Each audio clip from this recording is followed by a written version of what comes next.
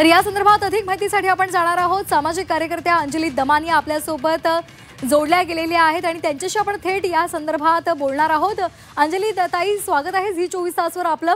आपण कालपासून या संपूर्ण खरं तर परवापासून या संपूर्ण प्रकरणावर नजर ठेवून आहात। ही संपूर्ण बातमी झी 24 तासनं समोर आणल्यानंतर या संदर्भात अनेक खुलासे झालेले आहेत। सरकारला जाग आली आणि त्यानंतर मुख्यमंत्र्यांनी या संदर्भात चौकशी करून कठोरात कठोर कारवाई दोषींवर केली जाईल असं आश्वासन दिलेलं आहे। हे प्रकरण गंभीर आहे असं सुद्धा त्यांनी म्हटलेलं आहे। मात्र गुन्हा जेव्हा दाखल झाला तेव्हा फक्त तिघांवर गुन्हा दाखल झालाय। पार्थ पवार यांच्यावर अद्याप सुद्धा गुन्हा दाखल झालेला नाहीये। काल सुद्धा आपण या संदर्भातली भीती व्यक्त केली होती की मला वाटत नाही की पार्थ पवार यांच्यावर गुन्हा दाखल होईल आणि साधारण तसंच घडलेलं आपल्याला दिसतंय। अगदीच पहिलं म्हणजे मला सुरुवातीला एक म्हणायचंय की झी 24 तासचं खूप खूप खूप कौतुक, कारण इतक्या व्यवस्थितपणे त्यांनी सगळं मांडणी केली। तो पूर्णच्या पूर्ण घोटाळा जो आज महाराष्ट्रासमोर आलाय तो फक्त आणि फक्त झी 24 तासनी बाहेर काढलाय आणि त्यामुळे आज आपल्याला ही सगळी जी सत्य परिस्थिती आहे ती तुम्हाला आम्हाला सगळ्यांना मिळून आपल्याला शोधता आली आणि जनतेपुढे आणता आली। आता खरं कसं होतंय की प्रत्येक गोष्टीचा अतिरेक होतोय, म्हणजे भ्रष्टाचार त्याला काही लिमिटच उरलं नाहीये। दोन्ही हातांनी सगळेच जण आता या युती सरकारमधले लुटतायत। पण दुर्दैव असं आहे की जो विरोधी पक्ष आहे तो तितका सक्षम नाहीये। म्हणजे मी आता विजय वडेट्टीवार बोलत होते ते ऐकत होते, त्या प्रकरणातली अनेक गोष्टी त्यांनी नीट माहिती सुद्धा घेतलेली नाहीये असं दिसतंय त्यांच्या बोलण्यावरनं। तर आत्ताच्या घटकेला ते जे मालक आहेत त्यांच्यावर कारवाई झाली पाहिजे, जेवढे डायरेक्टर्स आहेत त्यांच्यावर झाली पाहिजे। याचा अर्थ त्यांना हेही माहित नाहीये की ही एक लिमिटेड लायबिलिटी पार्टनरशिप कंपनी आहे, त्याच्या 2च पार्टनर्स आहेत आणि त्याच्यापैकी 99% जे कॉन्ट्रीब्युशन असतं त्याच्यात शेअर्स नसतात। तर ह्या सगळ्या गोष्टी खरं तर एक विरोधी पक्ष नेते आहात तुम्ही, ही सगळी तुम्ही माहिती घेतली पाहिजे आणि नीट विषय अभ्यासपूर्णपणे लावला पाहिजे। पण दुर्दैव असं आहे की आणि ते इतरही बोलताना मी ऐकत होते की सगळे कमाळीचे मणी आहेत, किती खाणार। म्हणजे काँग्रेसच्या काळात जसं काही कोणी खाल्लंच नाही, म्हणजे सगळेच काय अगदी धुतल्या तांदळाचे असल्यासारखं बोलतात ना, तेव्हा ऐकून खरं गंमत वाटते। पण मला असं वाटतं की आता लोक खरंच वैतागली आहेत, त्रासली आहेत या सगळ्याला। आणि आता तुम्ही कुठल्याही नॉर्मल माणसाला विचारलं ना की राजकारणाबद्दल तुम्हाला काय वाटतं, तर घाण खिचाट झालाय।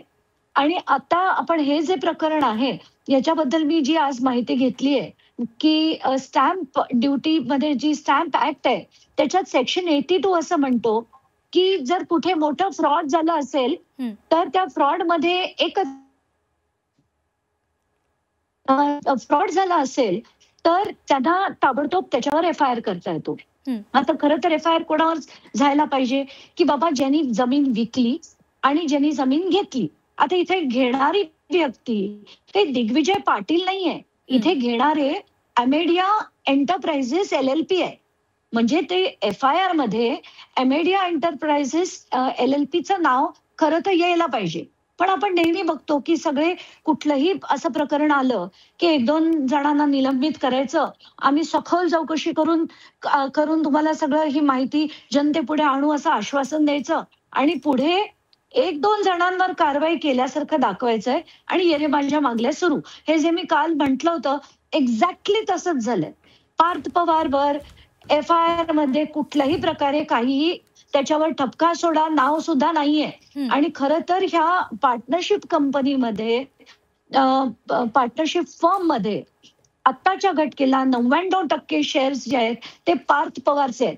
याच्यात येणारा नफा पार्थ पवारला मिळतोय, याच्यात येणारा पगार सगळ्यात जास्त पगार हा पार्थ पवारला जातोय।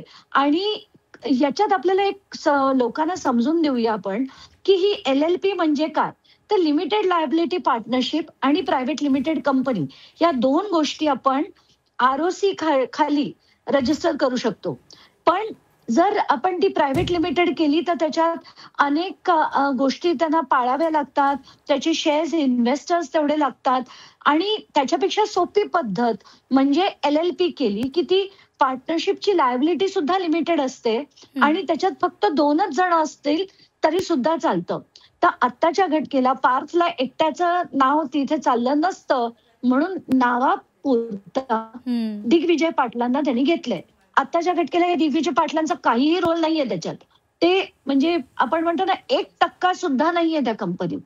तर असं असताना हा FIR खरं तर पार्थ पवारवर व्हायला हवा होता, त्या एमेडिया एंटरप्राइजेसवर व्हायला हवा होता, पण तसं झालेलं नाहीये.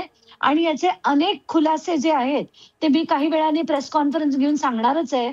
पण आत्ताच्या घटनेला मला खरंच कळत नाहीये की यांना काय करावं. आता एक 24 तास आपण वाट बघू. पार्थ पवारचं नाव घालण्यात येईल अशी माहिती दिली आहे. पण मला बिलकुल भरोसा वाटत नाहीये. तर ह्या कंपनीचे जेवढे पेपर्स आहेत ते सगळे मी त्या पोलीस स्टेशनला पाठवणार आहे आणि हीच डिमांड करणार आहे की ताबडतोब तुम्ही यांच्यावर कारवाई करा. केली नाही तर हे जे अधिकारी आहेत ना, पोलीस अधिकारी, त्यांच्या विरुद्ध सुद्धा ऍक्शनची मी डिमांड करणार आहे. कारण त्यांना सगळी माहिती देऊन जर त्यांनी कारवाई केली नाही तर हे नक्कीच चुकीचं आहे. अगदी आपण खूप महत्त्वाचा मुद्दा मांडलेला आहे. म्हणजे ज्यांच्यावर तक्रार व्हायला पाहिजे, ज्यांच्यावर गुन्हा दाखल व्हायला पाहिजे ते बाजूलाच राहिलेले आहेत. म्हणजे पार्थ आणि त्याचबरोबर अमेडिया कंपनी या दोघांचंही नाव नाही आणि त्यामुळे आता यांना वाचवण्याचा हा पुरेपूर प्रयत्न होतोय हे सुद्धा जनतेसमोर आलेलं आहे. मॅम, आणखी एक महत्त्वाचा मुद्दा म्हणजे आपल्या सगळ्यांनाच प्रतीक्षा होती की अजित पवार या संदर्भात काही भाष्य करतात का, आणि त्यानुसार काल त्यांनी जुजबी जे बाईट किंवा जी प्रतिक्रिया दिली आहे ती आपण सर्वांनीच पाहिलेली आहे. अप्रत्यक्षपणे त्यांनी कबुली दिलेली आहे की हां, ही सगळी किंवा अशी काहीशी गोष्ट माझ्या कानावर आलेली होती. मग एवढं सगळं गंभीर प्रकरण असताना अजित पवारांनी त्यामध्ये पुढाकार घेऊन हे संपूर्ण प्रकरण का थांबवलं नाही? त्यामुळे संशयाची सुई ही त्यांच्याकडे सुद्धा जाते. नाही, कसं आहे की अजित पवारांना ना 300 कोटी वगैरे हे त्यांच्यासाठी फार चिल्लर रक्कम आहे. ज्या व्यक्तींनी 72,000 कोटीचा सिंचन घोटाळा करून त्याच्यातनं बाहेर पडले, महाराष्ट्र स्टेट कोऑपरेटिव्ह बँकेचा घोटाळा करून त्यातनं बाहेर पडले, जरांदेश्वर साखर कारखान्याच्या घोटाळ्यातनं बाहेर पडले, त्यांच्यासाठी 300 कोटीचा घोटाळा हे चिल्लर. त्यामुळे त्यांना ते फारसं त्याच्यात लक्ष द्यावं असं वाटत नसेल, त्यांना त्याच्याबद्दल जास्त काही बोलावं असं वाटत नसेल. पण आपल्याला सगळ्यांना, तुम्हाला झी 24 तासला आमच्यासारख्या लोकांना हा विषय लावून धरायचा आहे आता. आणि ह्याच्यात कारवाई ही झालीच पाहिजे. तुम्ही राजकारणी आहात, तुम्ही मुख्यमंत्र्यांच्या मर्जीतले आहात म्हणून तुम्ही वाटेल ते करू शकणार, तर हे खपवून आम्ही तरी घेणार नाही. आणि मी तर ठरवलंय की काय जे व्हायचे ते होऊ दे, मी तर हा विषय सोडणारच नाही आता. अगदी या सगळ्या संदर्भात आता जे मूळ मालकी ज्यांना वतनदारी दिलेली होती ते लोक सुद्धा कुठेतरी आक्रमक झालेले आहेत. त्यांनी सुद्धा आंदोलनाचा पवित्रा घेतलेला आहे. या संपूर्ण विषयाकडे जर पाहिलं तर हे प्रकरण खरंच खूप गंभीर आहे. आता या संदर्भात सरकारनं समोर येऊन काही सांगितलेलं नाहीये, सखोल चौकशी होणार एवढंच सांगितलेलं आहे. आता तुमच्याकडे स्वतःकडे कोणते व्यवस्थित असे महत्त्वाचे मुद्दे आहेत, कोणते असे पुरावे आहेत ज्या थ्रू तुम्ही सरकारला या संदर्भात अधिक लक्ष घालायला लावाल आणि लवकरात लवकर यावर गुन्हे दाखल होण्यासाठी तुम्ही मागणी कराल? नाही, नक्कीच. मी आता या कंपनीचे सगळेच्या सगळे जे पेपर्स आहेत ते काही वेळाने मी पत्रकार परिषद घेऊन बाहेर काढणार आहे.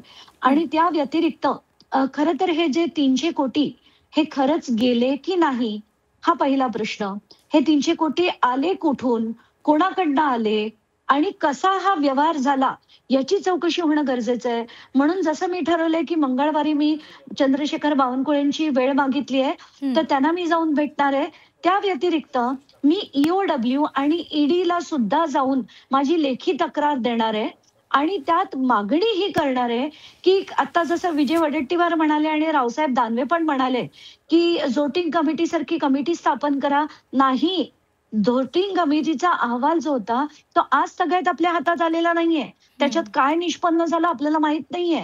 आणि खडसेंना सुद्धा ते फक्त राजकारणातनं त्यांनी राजीनामा देऊन बाहेर गेले, पण पुढे काहीही त्यांच्यावर कारवाई झाली नाही. आणि ते जे पैसे होते, ती जी जमीन होती, काय झालं त्याचं पुढे तुम्हाला माहितीये का? काहीच नाही. म्हणजे हे फक्त सगळ्यांना का तर राजकारणात आणण्यासाठी ईडी लावायची, का तर राजकारणातनं बाहेर घालवण्यासाठी. पण कारवाई कोणावरही होताना आपल्याला दिसत नाही. ती करायला आता भाग पडायचं आपल्याला.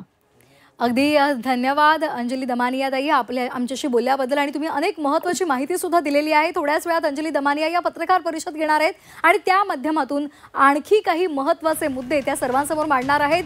हा संपूर्ण व्यवहार झालेला आहे आणि या व्यवहारामध्ये 3 जणांवर गुन्हा दाखल करण्यात आलेला आहे. मात्र पार्थ पवार यांचं यामध्ये नाव नाहीये, अमेडिया कंपनी यांचंही नाव नाहीये आणि त्यामुळे त्या दोघांवर गुन्हा दाखल व्हावा अशी मागणी अंजली दमानिया यांनी केलेली आहे.